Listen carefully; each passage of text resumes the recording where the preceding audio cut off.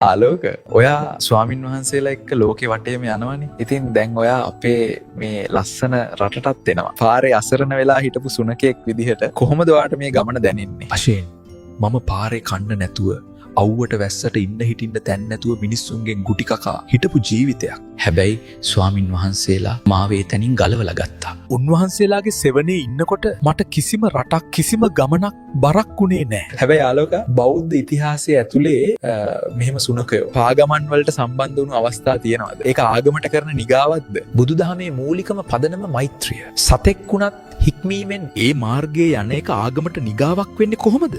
ධර්මය කියන්නේ වචනවලට වඩා ප්‍රායෝගිකව පෙන්වන්න ඕනේ දෙයක්. මම ලෝකේ වටේ ගිහින් ලංකාවට එන්නේ මම වගේ සතෙකුට වුණත් දහමෙන් ලැබෙන ඒ සාමය පෙන්වන්නයි. ඒක ඇත්ත.